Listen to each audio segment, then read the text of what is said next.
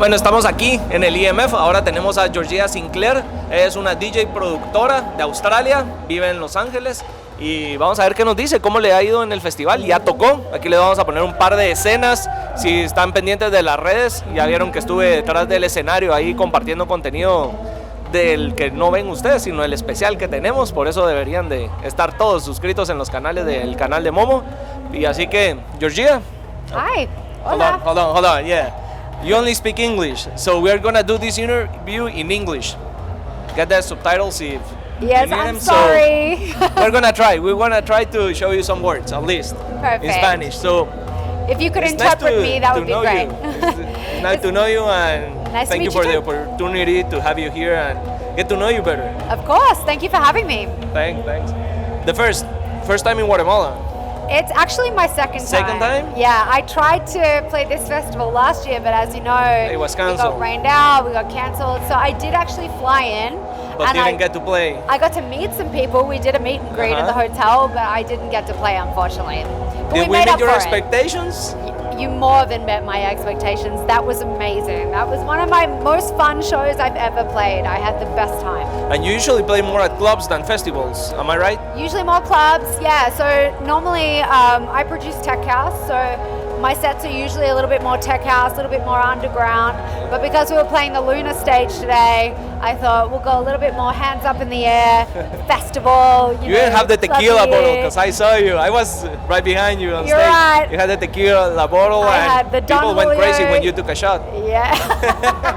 I know, I did take a couple of little cheeky sips out of the Don You Julio usually take 70. shots during your set, I wouldn't call them shots, I would call them sips. okay? Yeah, I do like to sip on a bottle of Don Julio, yes. To get you more in the mood, or yeah, why? yeah. Is that part of your show, or it just go with you? I'm just a big fan. You know, during the week I like to be really healthy. I don't drink alcohol. I, try to sleep 8 hours. I get up in the morning. I exercise, and then on the weekends it's party time. So, you know, my drink of choice is tequila. My favorite is Don Julio, and yeah, so that's why. That's nice. And you actually got to, how we say, like, get involved with the crowd. Yes. How's that feeling to actually be in control of the crowd and make what you ask them to do, like raise the hand, Yeah, move from one place to another? There's nothing better, I would say, on earth than connecting with people. You know, like that's really what it's about. Yes, it looks fun, but from just a human to human place, it's just like you can actually look in people's eyes. You guys might not think we can see you, but we can see you. We can actually see into your eyes. And it was amazing going around the crowd today and actually looking at people, and they would realize that I would be looking straight at them, and then we'd have a little exchange, and it was just the best. That's nice. Yeah, Guatemalan fans are the best. Son la mera verga. Lo he dicho siempre. I just tell them that they rock. Amazing. They're yes. they're badass. Sí. How do you prepare for EMF? Mostly. Is it different from playing in a club? Yes, it The is. set, the whole thing? See, yes. I wanted to play more of an energetic, upbeat set here because it's a festival. So that's what I planned for when I prepared for it. What I like to do when I prepare for a show is I'll kind of like put together a bit of a playlist of, you know, this is how I think it's going to go. And then I'll make a few other playlists around it of, hey, you know, if we want to go off in this direction, we'll go here. And if we want to go off in that direction, we'll go there. And I also know my music library pretty well. So I know, like, if I get a little bit of inspiration on the fly, I'll know, you know, where to go on my USB to find it. Okay. But yeah, I wanted to play a high energy set today with lots of music that people know, lots of pop-inspired songs, lots of Spanish-inspired songs. You know, I heard. Lots of reggaeton remixes and, you know, that kind of thing. So And reggaeton and the urban music yeah, took over the world a few years ago. Well, many years ago, and now they did. the Mexican regional mexicano is now taking over. Yes. Are we gonna see some of the new yeah. trends in your shows? 100%. I mean, primarily my shows are based around tech house. But as you know, tech house can be anything. It's really about the beat. So a big trend in tech house is tech house remixes. So anything that's popular anywhere in the world, if there's a tech house remix, I'm likely to throw it in my set. Yeah. And what are your thoughts on these new trends in music? I mean, I'm from an open format background, and I became an open format DJ because I love lots of different genres of music. I don't really want to be tied into one. So I would say I have equal love between open format and house music. So any new trend, I'm likely to appreciate it. There's not a lot of music I don't like, so yeah, I'm excited to see what artists are coming out with. And you just said you don't really speak Spanish. Do you know what the lyrics? The lyrics are on the songs? I pick up on certain words. I'll often do a Google search and try to figure out what the songs mean, and also try to figure out what the lyrics are so I can sing along. That's the wonderful thing about music, isn't it? That it doesn't really matter what language the music is in, because music is a language of its own that is universal, like it doesn't matter whether I'm listening to a Spanish song or an English song, or you're listening to a Spanish song or an English song, or an African song, or Korean or whatever. As long as it connects. As long as it connects. I mean, there's plenty of Korean songs I love too that I enjoy listening to. Yeah. So. And I have a question for you. You already playing clubs, you Yes. playing festivals, Yes. and you also play in the Metaverse. I do. How was it? Wow, you know your stuff. Okay. I do my job. Yes, he does. Okay, yeah. So I create avatar versions of DJs. I have a couple of them. I have one of me, and I have one of an alien character that I created. And yeah, the motion capture avatars. So anything that I do is mapped into the Metaverse, which is really, really cool because it means that I can connect with people from all around the world. But the feeling is way different than seeing the crowd live. It's different. It really depends on how we do it. Like if I'm in a studio playing a show, often the studio that I record out of, or that I play the live shows out of in LA, also is set up as an events venue, so we'll often have 100 or 200 people there. Okay. So I you get to quite see how people are reacting. Yeah, exactly. So I can sort of see them. But then sometimes we'll just do a show where it's just me playing live into the Metaverse, and I can actually see on a screen what's going on in the dance floor.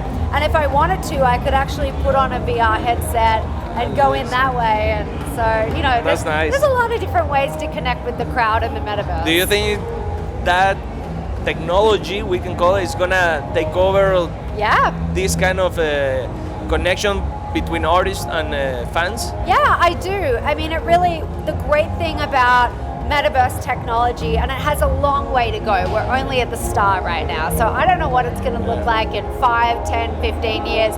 I just knew that when the concept became sort of available to me, I went, okay, I think this is the future. I just have to jump in both feet.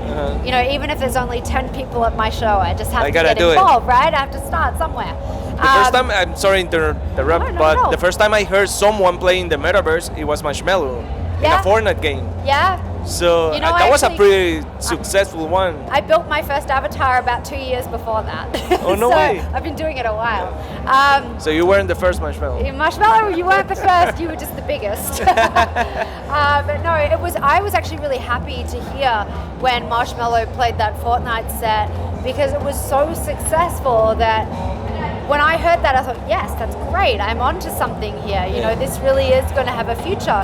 If you build something, the fans will come. So, I encourage more artists that are Marshmallow's size to somehow get involved in Metaverse performances, because it really just opens up a whole world. When you think about it, how great would it have been during the pandemic if we actually had this technology ready to go at the level it is now? And it is a lot better now than it was 2 years ago. Yeah, we saw some live streams or pre-recorder sets during the pandemic, but in the Metaverse. Right, but imagine if you actually had the headset and it wasn't as expensive. I mean, back then it was like a lot of money if you wanted to have VR in your home.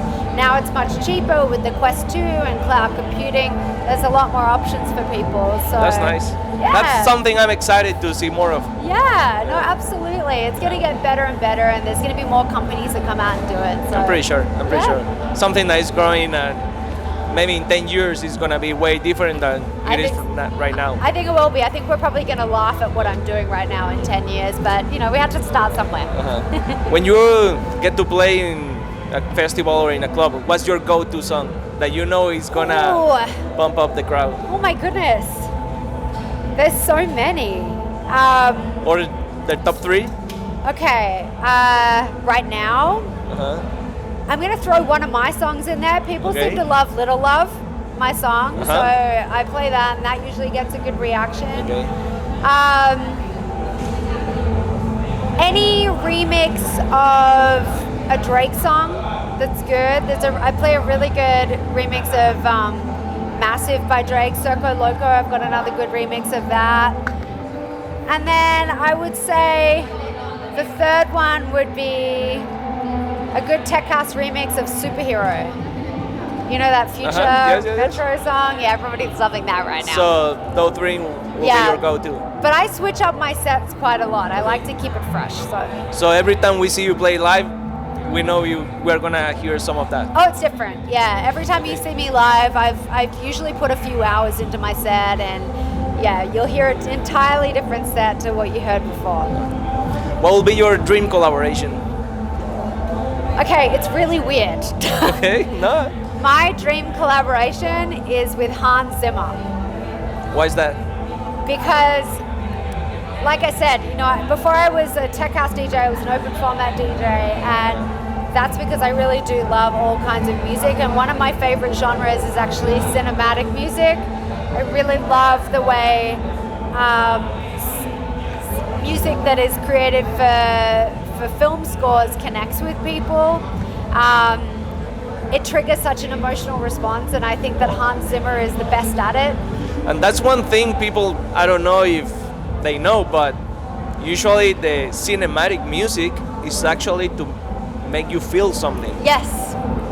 And in films, music has a more important role than the actual scene. Yeah. Because they give you a journey through music and what you are listening way before what you are seeing. Yeah, exactly. So just imagine next time you're watching a film that's really making you feel something, imagine what it's like listening to that scene without the music, and then imagine if you would feel the same way. You probably wouldn't. Or with different music. Right, exactly. Yes. So yeah, big fan of Hans Zimmer. I think he's the master. That's nice. Yeah. And before we started talking or recording, you were telling me you are starting a podcast. I am. Yes. You say it's way different, or it's a different topic from music? It is. It is. What can we expect on your new podcast? Music. So like I said, I like to keep it balanced. During the week, I go home, I try to sleep a normal schedule. I have a dog and a cat. I get up, I work out, I meditate, I do all that. So my life is very much, crazy on the weekends, really like calm during the week. And that's basically what the podcast is about. I'm doing it with my best friend, Shanina Shaikh. Is it gonna be a 2-person? It is, yeah. So podcast, or are you gonna have guests? It's gonna be a 2-person podcast, and we're gonna have guests. Okay. So yeah, my best friend is a big model. She did Victoria's Secret for a long time, so she's really into wellness and beauty and skincare as well. So we're doing it together. The name is to be determined. I think I know what it is, but I won't announce it yet. But basically, it's a wellness concept that we're approaching from a very balanced perspective. And yeah, we're going to talk to all sorts of different people, a bit like you, like you talk to lots of different guests from all walks of life. We're going to do something similar. Nice. Yeah. When do you launch the podcast? We don't have a set date yet, but I would say it will be within the next 2 months, probably. Okay, so it's pretty soon. Yeah, pretty soon. Nice. Yeah. I hope you the best. And thank you. You as well. And Georgia, thank you for giving me the opportunity much. and the time to get to know you a little bit. For all of you that saw Georgia here at EMF, now you know what we were talking about, the experience that you had. Thank you.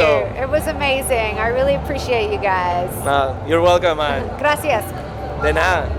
I gotta show you some Spanish words, by the You way. do, I know. Now that you say gracias. You do. I'm Yeah. trying. I'm trying. I know a few. What you wanna learn? Okay. You gotta say, suscríbanse cerotes. Okay, wait. Say that again. Suscríbanse Suscríbanse. cerotes. Cerotes. Wait. Suscríbanse Suscríbanse. cerotes. Cerotes. There you go. Suscríbanse. Cerotes. There you go. What else you wanna learn? What do I want to learn? Okay. I think I know. Hola, mi nombre Georgia Sinclair. Is it?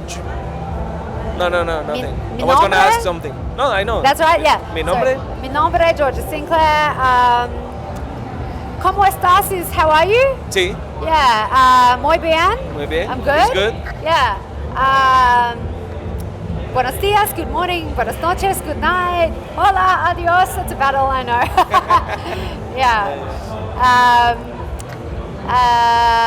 You gotta learn a new word. What should I learn? What should I I don't know. learn? You tell me. Okay. Something that you can say during your shows. Because in LA you have a lot of Spanish I speaking know, people. we do, I know, we do. Okay, how do I say, put your hands in the air? Arriba las manos. Arriba? Las manos. Las manos. Sí. Arriba las manos. Arriba las manos. Is that good? Okay. There you go. Close enough. I'll Okay. practice, I promise. All right. So if you next time see Georgia say arriba las manos in a show, Arriba she las learn manos. us here. Arriba las manos. There you go. Thank you again. Gracias.